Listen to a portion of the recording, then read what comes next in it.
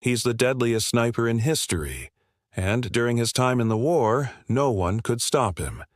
But who is he? It all started when Canada entered the First World War. They sent over 600 volunteers to Europe to fight against the Germans.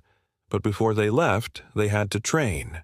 So they headed to a place called Camp Hughes near Niagara, where they would learn how to survive in the battlefield and how to shoot.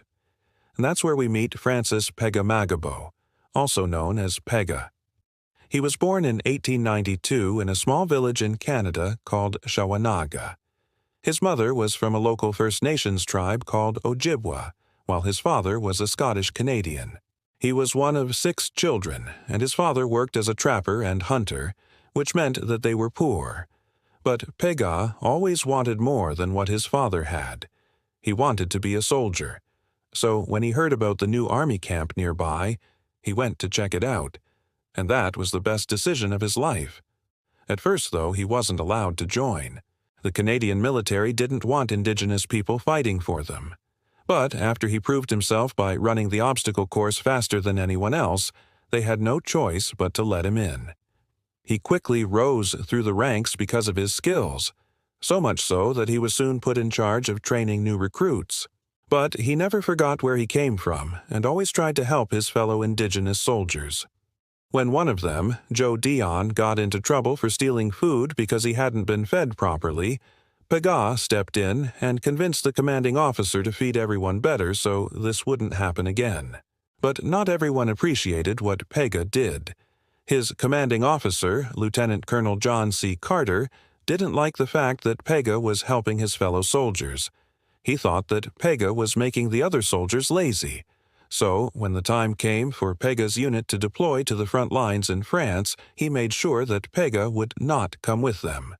He literally left him behind as punishment.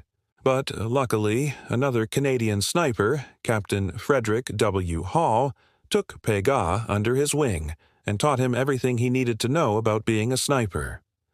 When he returned home, Pega told everyone that he couldn't wait to get to France and kill some Germans. But in reality, he was scared. He was scared of the Germans, yes, but mostly he was scared of the trenches.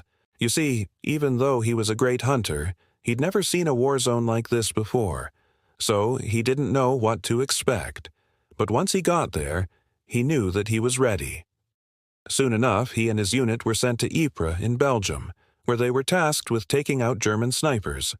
But Pega wasn't any ordinary sniper. He was a one-man army. He would take out entire squads of Germans on his own. At one point, he even took out 5 German officers in a row. The Germans had no idea what hit them. What made Pega such a good sniper, though, was not only his skills, but also his intelligence. He always knew where the Germans were, and he used his knowledge of the forest to hide and stalk his prey. He would then use a special technique to take them out. Instead of aiming for the chest, which was the common tactic at the time, he aimed for the head. This might sound basic now, but back then it was unheard of. But he had a very good reason for doing this. As he said himself, when a man is hit in the body, he can crawl pretty well, but when he is hit in the head, he doesn't go far. In total, he was credited with 378 confirmed kills and the capture of 300 more. This made him the most effective sniper of the war and one of the most successful hunters in history. After the war, he became a trapper and a guide, leading many expeditions in the Canadian wilderness. He passed away in 1952, but his legacy lives on. Not only did he become the most successful sniper in history, but he also paved the way for Indigenous people in the Canadian military.